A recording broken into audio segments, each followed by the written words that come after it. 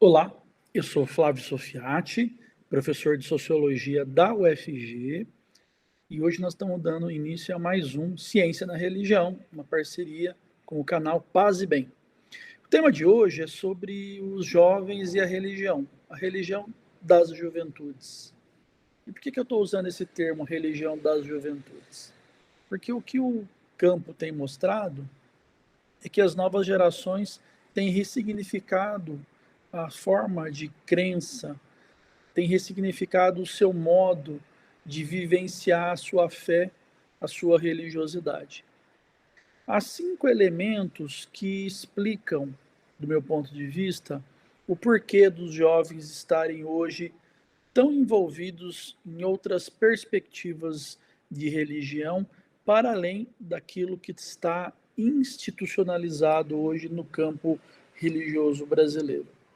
É importante entender que as mudanças no campo, que vão para além das próprias juventudes, elas refletem, né, nas novas gerações, e isso faz com que seja possível que esses jovens ressignifiquem suas práticas de fé. O primeiro elemento importante a ser considerado é que a gente vive hoje num contexto em que você não herda mais uma religião da família, e sim você tem opções, né, tem possibilidades de fazer escolhas. Evidentemente que nós vivemos num país que ainda é predominantemente cristão, então, em geral, essas escolhas são dentro do campo cristão, mas é cada vez mais visível, mais notável que as pessoas, mesmo a partir dessa matriz cristã, experimentem outras matrizes religiosas, compondo ou não com o próprio cristianismo. Então, esse é um elemento importante. Se você tem a liberdade para escolher sua religião, você também tem a liberdade de fazer, enfim, bricolagens, de pensar outras formas de vivenciar a sua prática de fé, né, de, enfim, vivenciar a sua própria religiosidade. Nesse processo, você tem também uma pluralização das opções. Mesmo no campo cristão, você tem muitas formas, muitas maneiras de ser cristão, católico, evangélico, próximo ou distante de alguma instituição. Então, tudo isso também possibilita que, né, o jovem, a jovem, construa, enfim, a sua trajetória enquanto juventude, enquanto participante ou não de uma instituição. Você tem nesse processo novas plataformas de crença. Então, você não tem mais o monopólio de uma igreja, você tem uma possibilidade enorme de escolhas institucionais, mas você tem também um processo de distanciamento das próprias instituições, de reorganização das instituições, de formulação de outras instituições. Muitas delas, inclusive, voltadas para as próprias novas gerações. Há muitas possibilidades de adesão religiosa a instituições que são voltadas para jovens, que são exclusivamente pensadas para os jovens, que evidentemente possuem, né, aceitam adultos, mas que tem toda uma lógica ritualística interessada em aderir, né, aos jovens.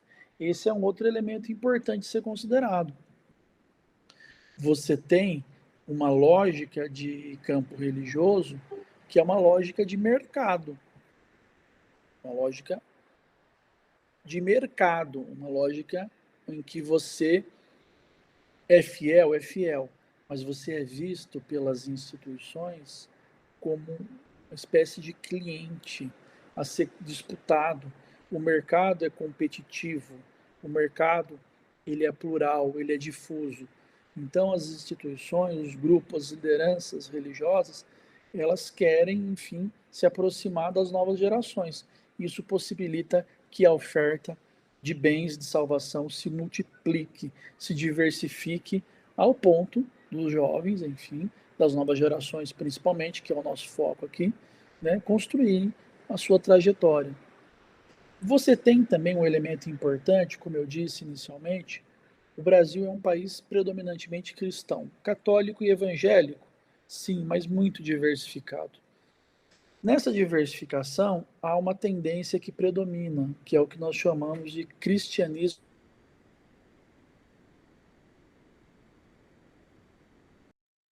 cristão. O que é isso? Significa uma ênfase nos dons do Espírito Santo, uma ênfase na perspectiva do sobrenatural, na presença cotidiana do milagre e, sobretudo, uma ênfase no elemento do pecado, uma presença muito forte no discurso religioso do mal, do inferno, do capeta, da possessão. Então, tudo isso são elementos, grosso modo, que explicam essa prática cristã mais pentecostalizada. Isso possibilita também uma diversificação das práticas de fé. Esse elemento de você, enfim, buscar sempre estar se salvando. Então, isso cria uma lógica de presença de figuras carismáticas, lideranças religiosas carismáticas, que estão ou não vinculadas às instituições e que acabam aderindo também a essa prática pentecostal, gerando uma concorrência. Então, esse é o quinto elemento aqui para pensar hoje a religião das juventudes. Uma concorrência entre instituições, entre lideranças religiosas, uma concorrência interna dentro das próprias igrejas. O caso, por exemplo, da Igreja Católica. Você pode, sem ter que abrir mão do catolicismo, aderir, se converter, se reconverter a práticas religiosas completamente diferentes, né, no campo cristão católico somente. Se a gente vai para o campo evangélico, isso é muito mais pluralizado, pulverizado, que no campo evangélico você tem também a diversificação das próprias instituições, e elas possuem muitas semelhanças entre elas, mas há também muita diversificação. Tudo isso possibilita que o jovem construa a sua religião hoje com muito mais autonomia. Por quê? Porque se você não está pensando um contexto de uma instituição forte, capaz de manter o jovem vinculado a ela, você tem um contexto em que é possível, com o enfraquecimento e, ao mesmo tempo, pluralização de lideranças religiosas, que você tenha vínculos cada vez mais provisórios. E é essa provisoriedade que caracteriza, do meu ponto de vista, fundamentalmente a presença juvenil no campo religioso. Tudo isso se complexifica com a possibilidade das ofertas religiosas sendo oferecidas no espaço virtual, através, por exemplo, das redes sociais. As redes sociais, elas potencializaram essa autonomização da experiência de fé, não só dos jovens, mas sobretudo dos jovens, das novas gerações.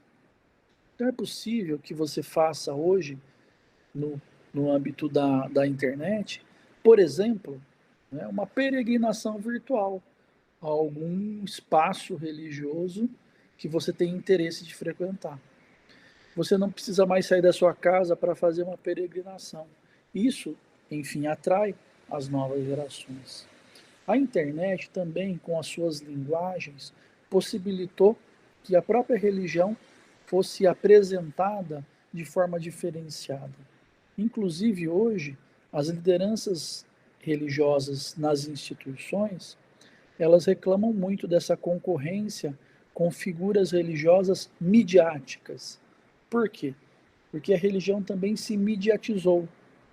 Você tem os canais religiosos, de TV, de rádio, mas tem também canais nas redes sociais, enfim, nas diversas plataformas de comunicação virtual, de figuras religiosas muitas vezes autônomas, muitas vezes inclusive se apresentando como católicas e não sendo católicas. A Assembleia de Deus, por exemplo, no campo evangélico, está tão diversificada que muitas vezes você não sabe se aquela figura, aquele pastor, aquela liderança religiosa que se coloca como assembleiana, qual, enfim, né, ministério ela de fato pertence. Então, tudo isso cria uma concorrência exacerbada no campo, uma pluralização, uma diversificação no campo religioso, que faz com que os jovens, então, enfim, né, construa, reconstrua, ressignifique as suas formas de praticar a fé, a sua espiritualidade. Todos esses elementos fazem com que a gente tenha um desafio hoje de entender de fato o que atrai e o que não atrai os jovens, considerando, como eu falei, em geral, essa adesão ela é provisória, o jovem tende a estar em constante, em permanente trânsito, movimentação, construção de práticas espirituais híbridas, diversificadas. Ele não precisa mais ir numa igreja, num templo, numa instituição física para rezar. Ele pode fazer isso virtualmente da sua casa. Ele pode se vincular a comunidades, a práticas religiosas diferenciadas. Você tem um circuito esotérico também muito forte que atrai essas juventudes. Matrizes para além da cristã, como por exemplo matrizes orientais, e outras práticas que nem sempre se apresentam de forma explícita como religiosas, mas são práticas de fé que envolvem meditação, que envolvem, enfim, comportamentos das novas gerações que são, enfim, buscadas, né, por esses jovens, por essas juventudes, e que compõem, enfim, esse cenário cada vez mais difícil e complexo de se entender. Ou seja, vivemos num campo religioso diverso, de matriz cristã ainda mais diverso, complexo, concorrencialmente em disputa, numa lógica de entender cada vez mais o fiel como um cliente, ou seja, as igrejas oferecem, as instituições, as lideranças carismáticas religiosas oferecem cada vez mais práticas ritualísticas, comportamentais religiosas voltadas para, enfim, engajar essa juventude na sua instituição, no seu movimento religioso. Enfim, eu trouxe aqui alguns elementos que ajudam a gente a entender como está hoje a religião das juventudes. Espero que vocês tenham aproveitado. A gente se encontra num próximo momento.